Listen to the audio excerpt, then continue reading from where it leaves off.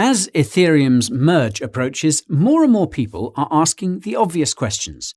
What exactly are the differences between proof of work and proof of stake, and which of the two is better?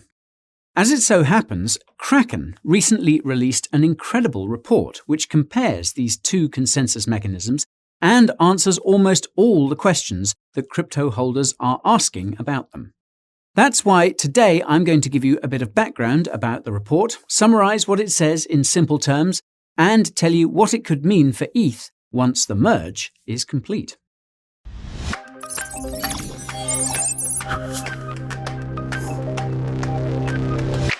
Before we hit the books, I need to make sure I stay off the hook. Giving you any financial advice would make me a crook. Education and entertainment are the only things I cook, so please contact a financial advisor if you don't like how your portfolio looks. Note that I hold ETH as part of my portfolio, but I'll keep my bias on the down low.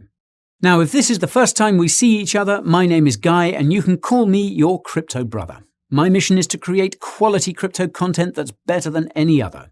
Coins, tokens, news, and reviews are just a few of the topics I cover. So if this is the kind of content you want to discover, the subscribe button and notification bell are where you should hover. And with that out of the way, let's see which is better, proof of work or proof of stake. The report I'll be summarizing today was written by the Kraken cryptocurrency exchange. Kraken is based in the United States, and it was founded by entrepreneur Jesse Powell in 2011. Kraken has since become one of the top 10 largest cryptocurrency exchanges by trading volume and has come to support over 110 coins and tokens and counting.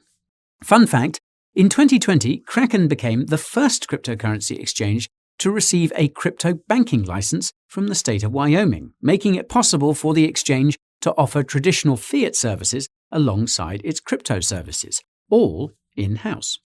Shortly afterwards, the first Kraken Bank branch was established in Wyoming's capital of Cheyenne, and Kraken is working towards extending its crypto banking services to the rest of the country, in accordance with the exchange's explicit goal of accelerating crypto adoption. Kraken's focus on crypto adoption is also why the exchange has put a huge emphasis on crypto education, and in addition to having some of the best articles about crypto projects, the exchange also has some of the best crypto reports the industry has to offer. Now, today's report is titled, quote, Proof of Work versus Proof of Stake, Securing the Chain, and I'll leave a link to the full document in the description, along with a link to my Kraken tutorial if you're interested in learning more about the exchange. Now, the report begins with a brief introduction, and the first sentence is too good not to repeat.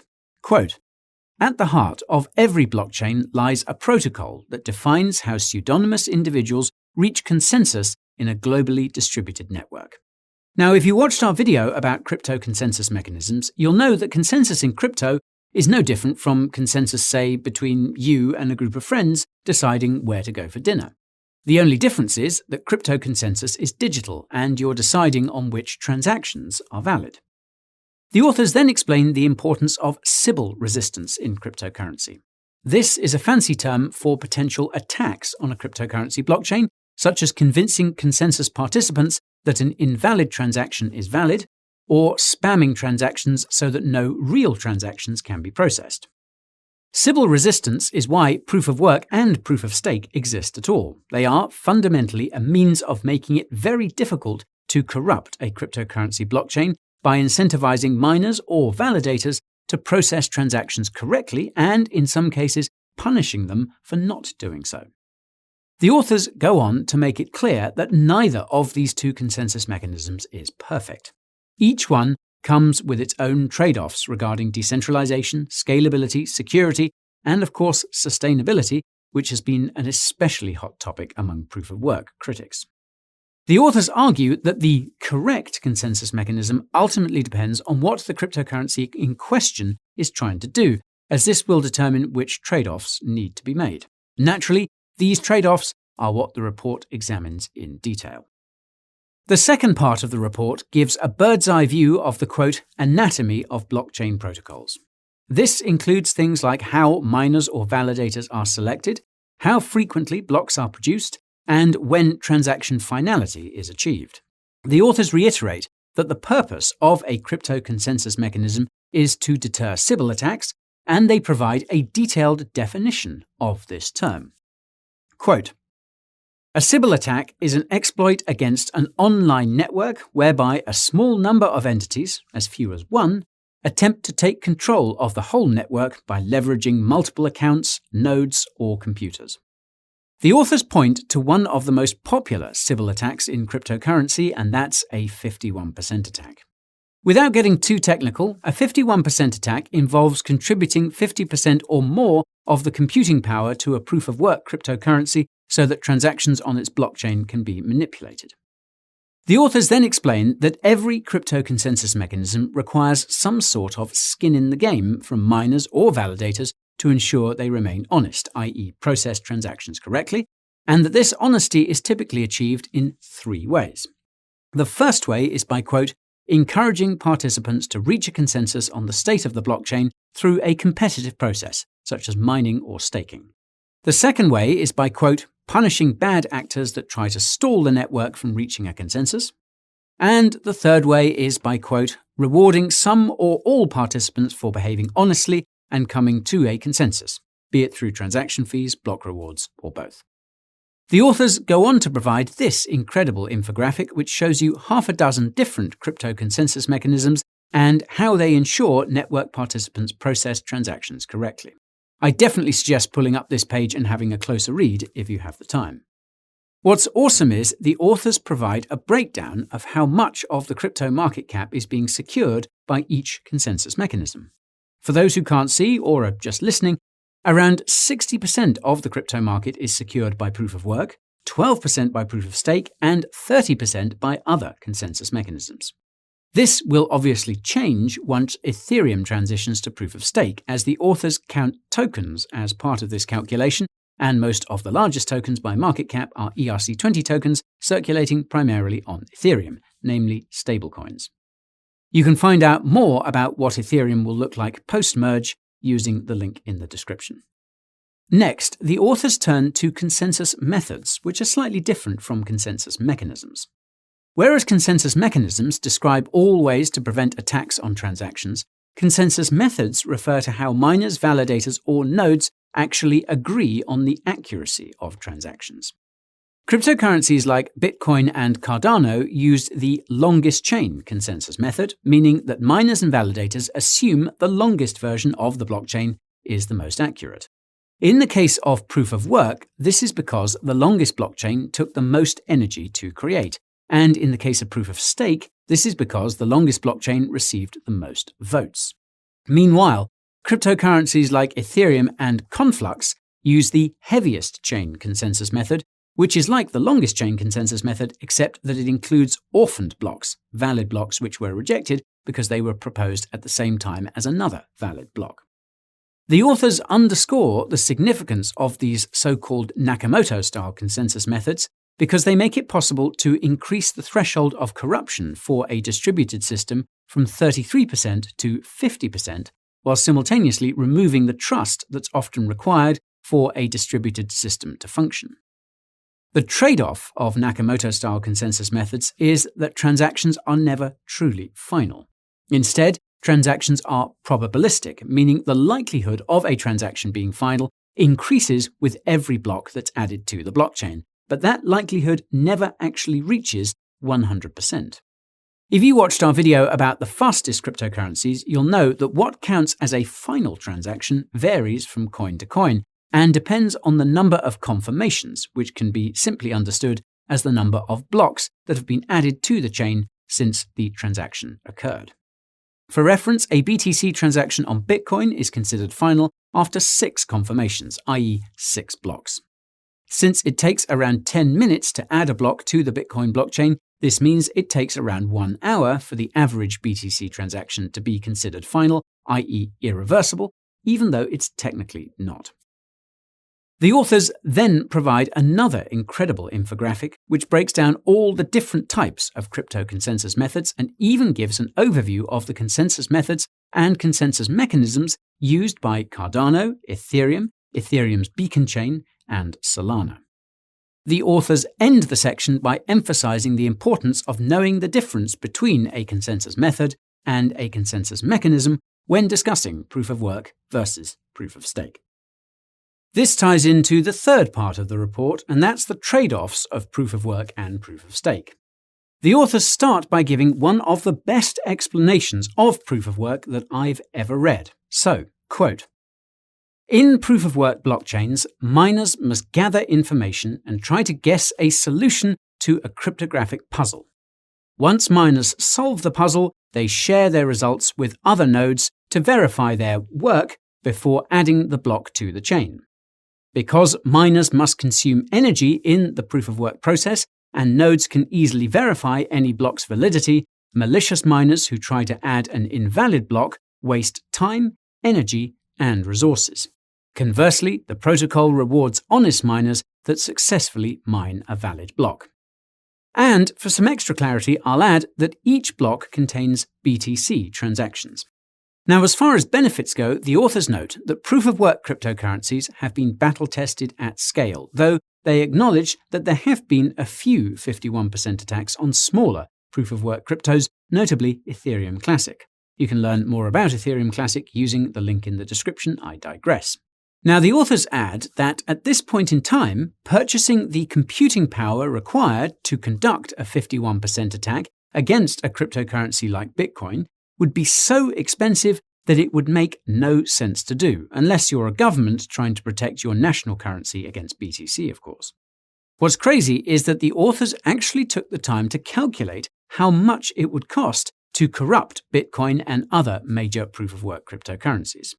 For Bitcoin, it would cost over $8.6 billion in hardware costs, plus $20 million in energy costs per day.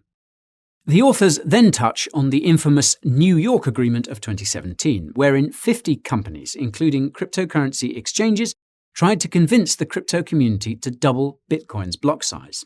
Their initiative failed because Bitcoin nodes refused to implement the change the institutions wanted to see. Now, the authors note that this resistance to institutional influence would have been difficult, if not impossible, if Bitcoin had been proof of stake, because the institutions would have been able to simply buy up the stake they needed to implement changes they wanted at the blockchain level. Another pro-proof-of-work argument the authors identify is the huge incentive for geographical decentralization due to crypto miners trying to find the cheapest electricity sources, which are often located in remote areas. The authors acknowledge that this geographical decentralization is less apparent in practice, as China did in fact become a crypto mining hub. However, the authors also note that Bitcoin mining operations were beginning to migrate out of China even before the country's famous crypto ban last spring. Today, Bitcoin's hash power is much more decentralized, though if you ask me, it looks like the United States could soon become the new point of centralization, and something tells me that the US government will be more thorough in its surveillance of the crypto mining sector than the CCP. The last two advantages of proof of work the authors cover are the natural resistance to blockchain forks due to the high costs of forking, and the fact that it's much harder to bribe miners than it is validators, at least on paper. As far as drawbacks to proof of work go, the authors note that there are many concerns about the carbon footprint associated with proof of work cryptocurrencies. But if you watched our video about CoinShares' crypto mining report, you'll know that Bitcoin mining accounts for less than 0.1% of global carbon emissions. The second drawback is similarly straightforward, and that's the inability of smaller proof-of-work cryptocurrencies to effectively protect themselves from 51% attacks. The third drawback is one that I alluded to earlier, and that's the possibility that mining could become centralized among the most well-capitalized entities, who could then work together to change the blockchain to their benefit. Note that the three largest Bitcoin mining pools have 52% of the hash power.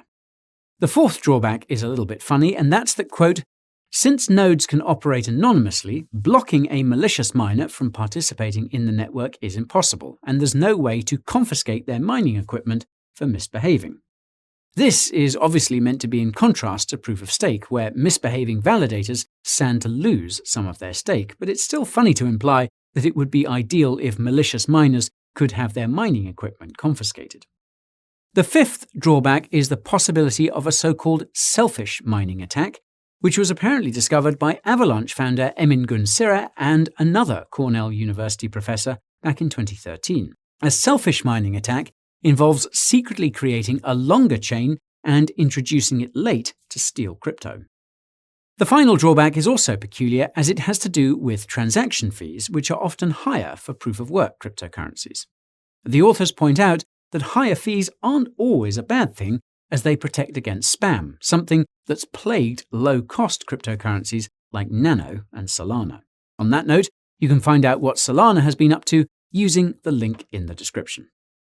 Anyways, when it comes to proof of stake, the authors don't provide an elaborate explanation of how this consensus mechanism works because it really is quite simple.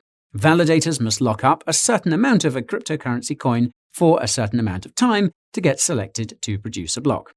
This selection is pseudo-random based on stake, and if the validator tries to cheat the selection or try and manipulate transactions, some or all of their stake is slashed, i.e. destroyed. Note that not all proof-of-stake cryptocurrencies have slashing enabled, nor do they all have lockup times for validators. As far as benefits go, the authors note that proof-of-stake consensus mechanisms require next to no energy to protect against Sybil attacks, with Ethereum's post-merge energy use estimated to be 99.9% less than what it is now. The second benefit is that validators do not need to constantly upgrade their hardware as miners often do. The third benefit is that misbehaving validators can be punished via slashing. The fourth benefit is that proof-of-stake cryptocurrencies are much faster. And the fifth benefit is that participating as a validator on a proof-of-stake cryptocurrency is much easier than becoming a miner, as it requires less capital and less specialized hardware, though it's important to note that this is not the case for all proof-of-stake cryptocurrencies. As far as drawbacks go, the authors note that proof-of-stake cryptocurrencies are not nearly as battle-tested as proof-of-work cryptos and are also not secured with nearly the same amount of capital. The second drawback is one that's unfortunately quite common among proof-of-stake cryptocurrencies, and that's that the initial distribution of the crypto coin can cause the concentration of stake among a handful of participants. The third drawback relates to the crypto consensus methods I mentioned earlier, and that's that many proof-of-stake cryptocurrencies do not use Nakamoto-style consensus mechanisms and can therefore be corrupted if malicious validators control a third of the total stake, a much lower threshold than 50%. The fourth drawback relates to the second, and that's that proof-of-stake cryptocurrencies are more vulnerable to centralization because, quote, those with large amounts of coins, such as early adopters, exchanges, and custodians, can overwhelmingly influence the rules of the network. Moreover, quote, they can also accumulate more of the coin via staking, causing a positive feedback loop that can increase centralization. Now, it's safe to say that this is becoming a bigger and bigger concern as large asset managers like BlackRock enter the crypto space. The fifth drawback is that validators could easily process incorrect transactions, particularly for proof-of-stake cryptocurrencies that don't have strong deterrence mechanisms like slashing enabled. The sixth drawback is something that I mentioned a few moments ago, and that's that staking requirements can still be prohibitively high, particularly on the hardware side. To accompany their point, the authors give an infographic about the hardware requirements to run a validator node on popular proof-of-stake cryptocurrencies, and you can see that Solana is an outlier, extremely difficult to run a validator node there. The seventh drawback is a bit odd, and that's that staking presents an opportunity cost for validators because their money is locked up and can't be used. This is odd because there are many liquid staking protocols such as Lido Finance that make it possible to freely trade your staked coins. Some crypto projects like Phantom also have liquid staking at the layer 1 level, meaning there's no need to trust a third-party protocol. The eighth drawback is that proof-of-stake doesn't protect as well against blockchain forks, and cryptocurrencies leveraging this consensus mechanism without slashing risks are again vulnerable. I'm surprised the authors didn't add another evident drawback, and that's that it's incredibly difficult to get a proof-of-stake cryptocurrency off the ground without lots of centralization. That's because any fairly launched proof-of-stake cryptocurrency would be easy to corrupt, as the value of its coin would be close to nothing, and that would make it easy for a malicious actor to acquire a third of the stake and manipulate transactions.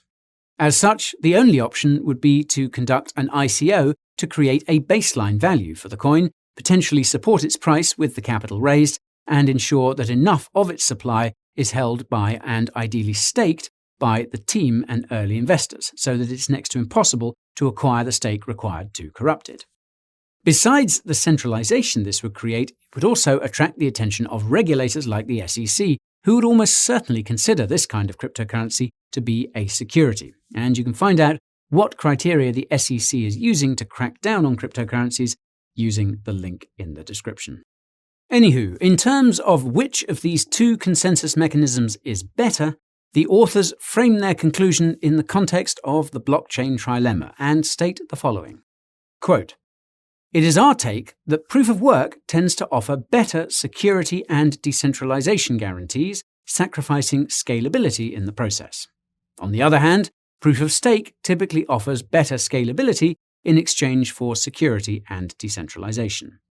However, the authors immediately repeat that, quote, "The optimal choice ultimately depends on a given blockchain's use case and how developers implement its Sybil resistance mechanism. Some blockchains are better suited for proof of stake, while others should use proof of work." Naturally, the authors argue that for cryptocurrencies which are meant to be hard money, such as Bitcoin's BTC, proof of work is preferable because security and decentralization are paramount for such use cases. By contrast, cryptocurrencies that are aiming to become the next generation of payment rails, such as Solana, are better off using proof of stake, since scalability is paramount for such a use case. What's interesting is that the authors provide a few infographics showing the number of daily transactions for popular proof-of-stake cryptocurrencies, and I say it's interesting because it reveals just how much and how little use some of these cryptocurrencies are seeing, not naming names. At the end of this section, the authors caution that, quote, "Every blockchain still requires a deep understanding of the protocol's measures to defend against Sybil attacks, achieve a consensus on the state of the network, and how its measures balance the trade-offs within the blockchain trilemma." Now, the final part of the report is the conclusion, wherein the authors basically repeat everything they wrote, but with a bit more punch. For example, quote, "Blockchains should adhere to a proof-of-work mechanism if they want to retain the ethos of crypto assets, decentralization, and security. Logically, this implies that blockchains which use proof-of-stake consensus mechanisms will not retain the ethos of cryptocurrency, something the authors tacitly confirm in the next paragraph, where they say proof-of-stake is most appropriate for cryptocurrencies focused on payments and smart contracts. This makes me wonder what consensus mechanisms are appropriate for different types of crypto niches, and you can learn more about those using the link in the description. So, this brings me to the big question, and that's what the findings of this report mean for Ethereum once it transitions to proof of stake. Well, I'll start by saying that the authors hit the nail on the head with their assessment that the appropriate consensus mechanism depends on a cryptocurrency's use case. This is where things get a bit complicated, because Ethereum's use case is probably a bit different depending on who you ask. Ethereum was initially pitched as the world's computer, but following the EIP 1559 upgrade last August, some have started referring to ETH as ultrasound money. This and other developments have led many to label Ethereum as a payments network, which is objectively the case even if you don't buy the ultrasound money narrative. And that's because Ethereum has become the de facto base layer of the largest stablecoins. At the same time, Ethereum is home to not only the largest DeFi protocols, but also other decentralized applications, the largest NFT projects, and all the new ecosystems that are being built on Layer 2s that derive their security from the Ethereum blockchain. This makes it incredibly hard to say what the correct consensus mechanism for Ethereum should be, and though proof of stake seems like a no-brainer, it's important to remember that the reason why Ethereum's ecosystem got so big is precisely because of the security and decentralization that came from its proof-of-work consensus mechanism. It's certainly true that Ethereum was losing ground to competitors because of its lack of scalability, but this is something that was and still is being solved by scaling solutions and sidechains such as Polygon. It's also clear that the obsession around scalability coming from crypto projects like Solana has done serious damage to their security, and it's only a matter of time before what's left of their decentralization starts to suffer too. So, in sum, what made Ethereum stand out from its competitors was its decentralization and security. And though this decentralization and security is likely to carry over when it transitions to proof of stake, I find it hard to see how these levels of decentralization can be maintained indefinitely, given the nature of this consensus mechanism. It's also no secret that institutions are itching to get their hands on ETH so that they can stake it, and with asset managers like BlackRock entering the ring, it's only a matter of time before institutions are staking enough ETH to have the power to decide what happens at the protocol level. What happens at that point is anyone's guess, but the recent incident with Tornado Cash gives us some insight into just how much it could change Ethereum's ecosystem. More about that using the link in the description. Now, for what it's worth, I know that Vitalik and other Ethereum OGs are hyper aware of these risks, and I have no doubt that they will do everything in their power to ensure that Ethereum remains secure and decentralized after it transitions to proof of stake. Let's just hope they succeed. And that's all for today's video about Kraken's take on proof of work versus proof of stake. If you found it informative, smash that like button to let me know. If you want to make sure you don't miss the next video, subscribe to the channel and ping that notification bell before you go. While you wait for the flick, head on over to Coin Bureau Clips to see more crypto bits. Tune in to the Coin Bureau podcast to hear myself and Mad Mike shoot the shit, and follow me on Twitter, TikTok, and Instagram so there's nothing you miss. While you're at it, join my Telegram group to get that inside crypto scoop, and subscribe to my weekly newsletter to find out about the next crypto videos I'm going to shoot. If you want to support the channel, you can do just that by heading over to the Coin Bureau merch store and getting a stylish crypto hoodie, tee, or hat. Links to all of these resources and more will be down in the description. Thank you all so much for watching, and I will see you next time.